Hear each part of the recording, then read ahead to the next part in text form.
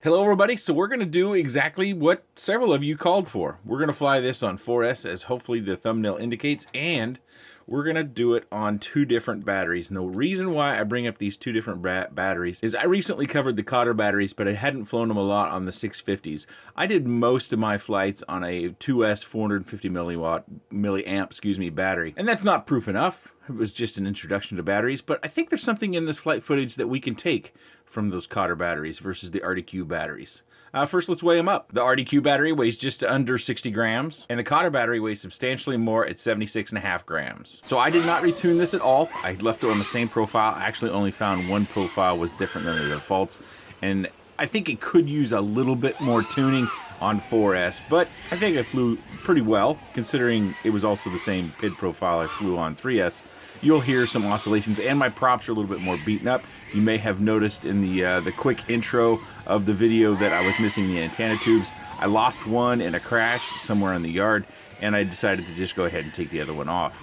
But this is the Coddar flight, so this battery is on the 16 gram heavier battery, and I want to show you this because, one, I think it shows more representatively of how it can fly on 4S. Of course, you probably want to fly this with a 4S 850, but I chose a 650 just to keep it light, keep it nimble, so I could zip it around the yard. Once you start adding a lot of battery weight, you know, even though I can do it, it becomes a little bit more challenging in this space. Speaking of this space, it's 251 feet across the fence line in the back, according to the property records.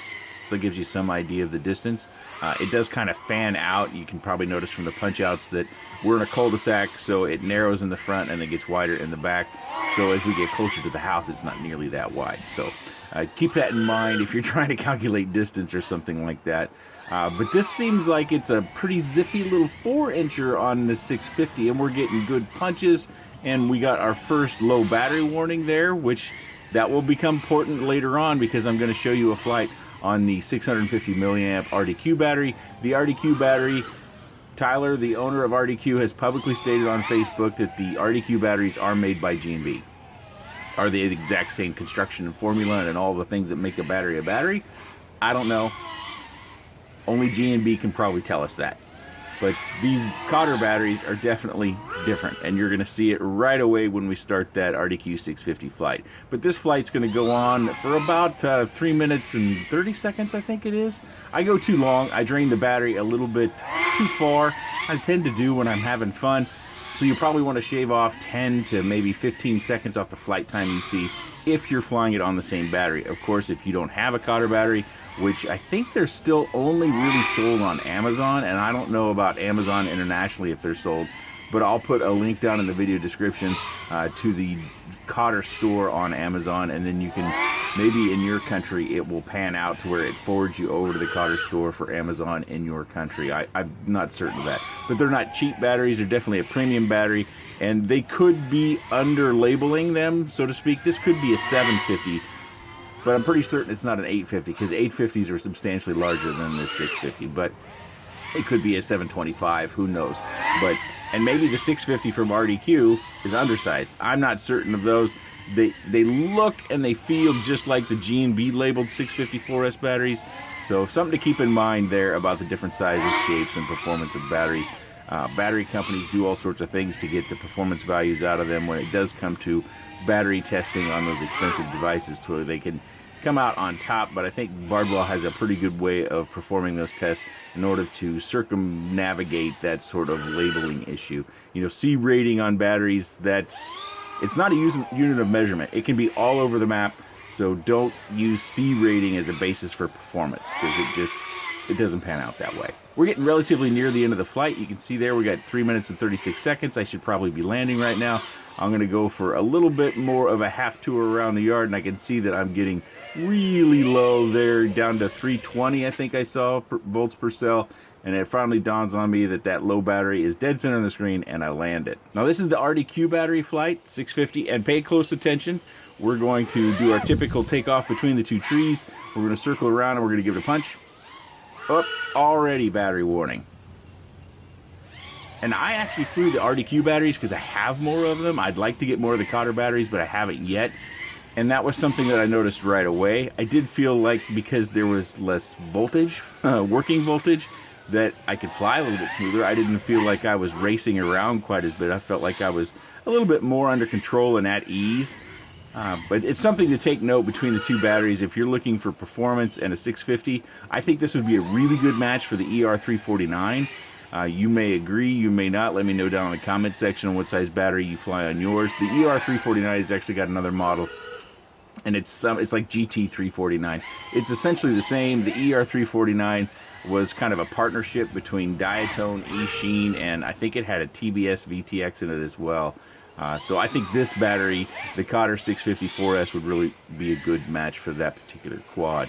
I don't think we have to watch too much more of the RDQ flight. I don't want to take up too much of your time. I know that most people only watch about 4.5 to 5 minutes of these videos, so I want to get to the meat and potatoes right away. Let's go ahead and move towards the end of the flight so you can see the flight time on this particular battery. Here we are somewhere near, and you can see on those punch outs that we're getting a land now warning. That actually came up a few times during the course of the flight, but there's so much voltage sag that once you got off the throttle that it would recover a little bit. Now you see the low battery warning is pretty consistent, and then we're going to come in and land.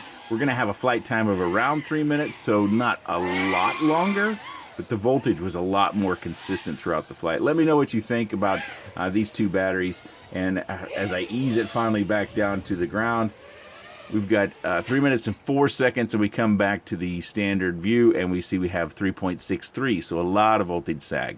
This is just a screenshot of the first low battery warning I got on these two particular batteries. It's pretty interesting that it comes almost identically. Like if you just glanced at this, you might think it was the same flight until you looked at the voltages and you looked at the flight times. So we've got 345 on the Coddar battery on the left at 1 minute and 20 seconds. And then we've got 3.34 on the right with the RDQ battery at 8 seconds.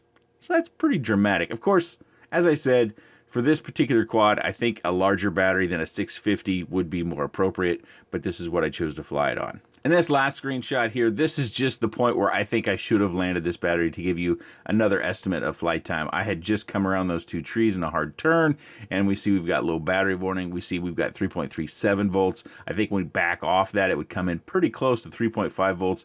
So I should have circled, made a little right-hand turn, landed underneath the canopy there, and we should have been fine. So our flight time would be somewhere around 3 minutes and 40 seconds if you want to compare it to the other battery. So that's it. One other thing for the diehards that have been here, I have recently come to notice, or it was brought to my attention, that I think YouTube kind of defaulted everybody into a new ad sort of thing for YouTube.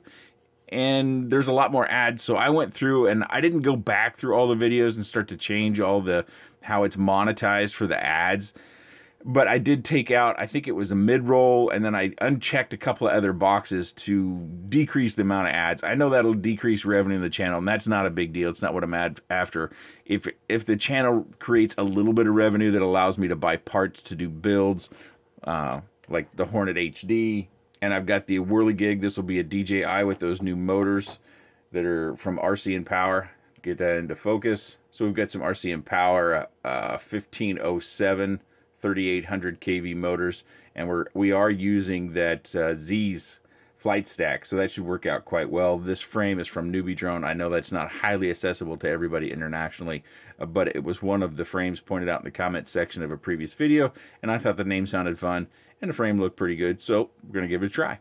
So if the channel generates enough revenue to buy parts when we want to do builds or to cover whatever costs I've got, this is my hobby. I have a day job to pay the bills, so I don't worry about it too much. I do apologize for the extra ads that you guys had to sit through, those that were sitting through it, but I have changed that, so hopefully it will decrease the number of ads that are put in front of your eyes so you can get to the meat and potatoes of the videos here on this channel. Let me know what you thought about the battery performance. Let me know what you thought about the quad performance. Very curious to see what you guys have to say.